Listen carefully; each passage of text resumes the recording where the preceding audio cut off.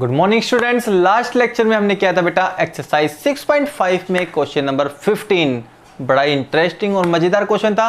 अगर आपने वो नहीं देखा है तो प्लीज आई बटन पे क्लिक करके आप वो क्वेश्चन देख सकते हैं। लेकिन आज हम करेंगे क्वेश्चन नंबर 16। इसी एक्सरसाइज का बड़ा ही लाइट क्वेश्चन है, हल्का फुल्का क्वेश्चन है, मजेदार क्वेश्चन है।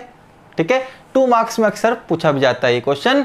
तो चलिए फिर क्वेश्चन नंबर 16 को देखते हैं। क्या है क्वेश्चन नंबर 16? आपकी स्क्रीन पे देखो बेटा, स्क्रीन पे दिखाई दे रहा होगा क्वेश्चन नंबर 16 आपको। इन एन इक्विलेटरल ट्रायंगल, ये ट्रायंगल इक्विलेटरल है तो तीनों साइड इक्वल होंगी, आपको पता है, जाहिर सी बात है। तो in an equilateral triangle prove that the 3 times, आप देखो मैं लिख रहा हूं बेटे, टू प्रूव साथ साथ लिखेंगे तो बहुत अच्छा लगेगा। ठीक है, अगर सपोज करो मैंने ये वाली साइड ए मान ली, ये वाली साइड ए मान ली, तो BC भी कितनी बनेगी बेटे? ये कंप्लीट साइड भी कितनी बनेगी आपकी? ए बनेगी। ठीक है ना? तो क्या करें? Prove that the three times हो गया स्क्वायर ऑफ वन साइड, कोई भी साइड ले लो भैया, कोई भी साइड ले लो, तो स्क्वायर ऑफ वन साइड हो गई, बिल्कुल हो गई। Square of one side is equals to the 4 times हो गया भैया किसके? Square of one of its altitude. Altitude कौन है यहाँ पे? ए है। स्क्वायर ऑफ एल्टीट्यूड ये आपको प्रूव करना है। बहुत सिंपल सा क्वेश्चन है, मजेदार क्वेश्चन है, ध्यान से देखिएगा। तो मैंने मान ली बेटे लेट, यहाँ पे 2 प्रूव हो चुका। सॉल्यूशन में हम यह लिख लेंगे, सॉल्यूशन में या प्रूफ कह दो बेटे, एक तरीके से प्रूफ कह देंगे। तो late sides of an equilateral triangle B, मैंने मान ली बेटे A, जो इक्विलेटरल ट्रायंगल है उनके साइड मैंने मान ली A। ठीक है, चलिए अब आपको नॉलेज होनी चाहिए बेटा, आपको नॉलेज होनी चाहिए जो इक्विलेटरल ट्रायंगल में एल्टीट्यूड होता है वो अपोजिट साइड को बाइसेक्ट करता है। और बाइसेक्ट का मीनिंग क्या होता है? बाइसेक्ट का मीनिंग क्या होता है? 2 इक्वल पार्ट्स में डिवाइड करना। ठीक है जी।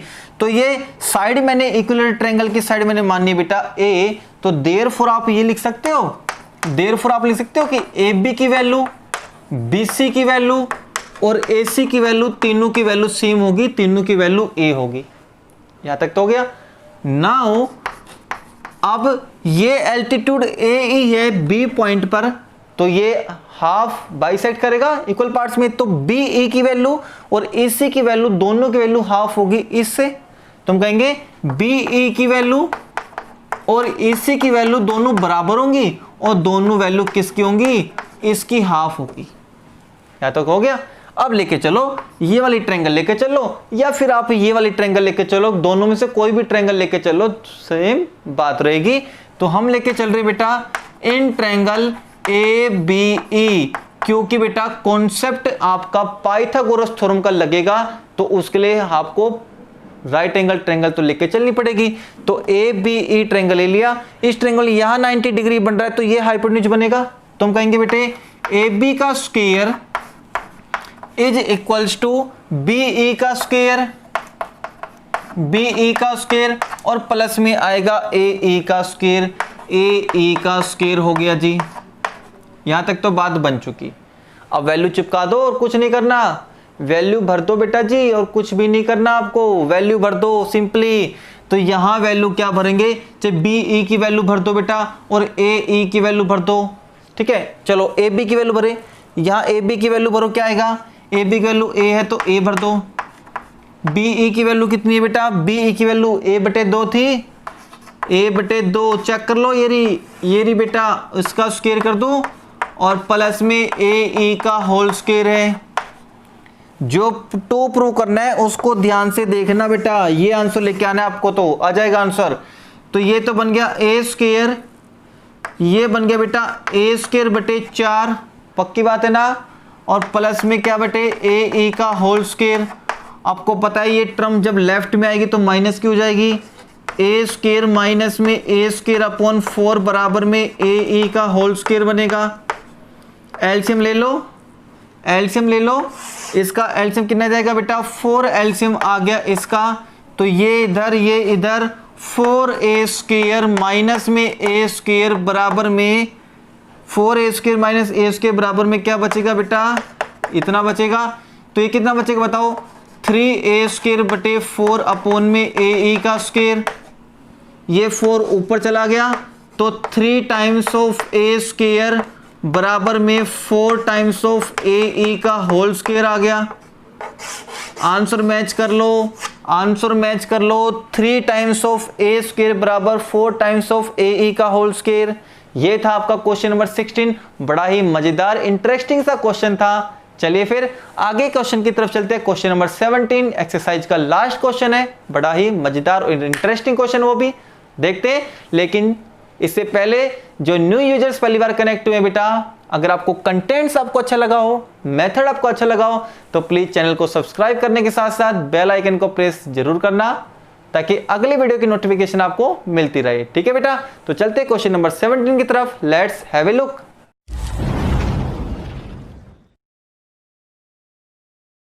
चलिए बेटा क्वेश्चन नंबर 17 की तरफ देखिए। क्वेश्चन नंबर 17 क्या दे रखा है, tick the correct answer. Correct answer की तरफ टिक करना है आपको। जस्टिफाई, और जस्टिफाई का मतलब क्या हुआ, आपको रीजन भी बताना है क्यों इसमें आपने टिक किया चार ऑप्शंस में से किसी एक को। कह रहे कि इन ट्रायंगल एबीसी, आपके पास ट्रायंगल एबीसी है, आपके पास ट्रायंगल एबीसी जिस वे में बनाई गई है वो वे हम लिख देते हैं बेटा। ये ट्रायंगल एबीसी आपके पास है, यहाँ पे एंगल बी है, यहाँ पे एंगल यहाँ पे सी है और यहाँ पे ए है। इसमें लिखा हुआ बेटा आपके पास सिंपल सा ए बी बराबर 603 सेंटीमीटर, ए बी बराबर 603 सेंटीमीटर, ए सी बराबर 12 सेंटीमीटर, ए सी बराबर 12 सेंटीमीटर, और बी सी बराबर दे रखा है आपको 6 सेंटीमीटर, ये दे रखा है आपको 6 सेंटीमीटर। तो कह रहा है कि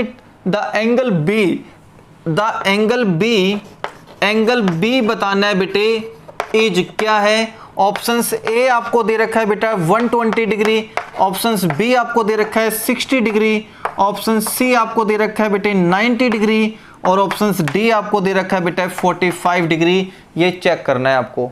चलो जी, सिंपल सी बात है, चेक कर लेंगे। तीनों साइड आपको दी गई है और आपको पता है ये एक्सरसाइज पाइथागोरस थ्योरम से रिलेटेड है। तो पाइथागोरस में तो राइट एंगल ट्रायंगल मिलेगी, और राइट एंगल ट्रायंगल मिलेगी तो 90 डिग्री एंगल मिलेगा। तो अगर इस तरीके समझे तो ऑप्शंस तो बेटा ये आना चाहिए। फिर भी एक बार चेक कर लेते हैं। ठीक है बेटा, चेक करने का तरीका बहुत सिंपल सा है। तीनों साइड आपको पास दे रखी है, तीनों साइड का स्क्वायर करके देख लो, 1 बाय 1 स्क्वायर करके देख लो। पहले यहां से शुरू करें, इसका स्क्वायर कर लो बेटा।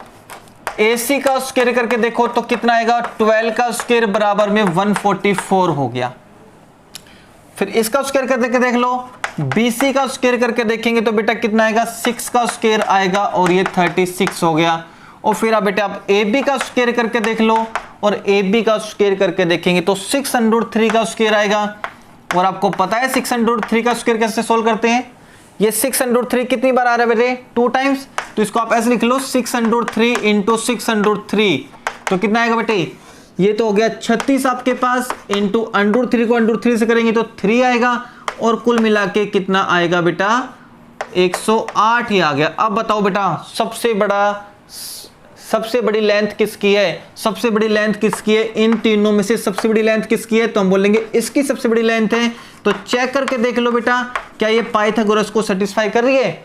इसका स्क्वायर बराबर में क्या BC का स्क्वायर प्लस में AB का स्क्वायर आ रहा है, चेक करके देख लो। तुम कहेंगे AC का स्क्वायर ये था बेटा, है ना, ये तो है कंप्लीट AC का स्क्वायर। ये कितना है बेटे 36, और ये कितना है 108। तो आप कहोगे सर बिल्कुल ये 144 आ रहा है। इट मींस ये क्या हो गया, हाइपोटेन्यूज का स्क्वायर इज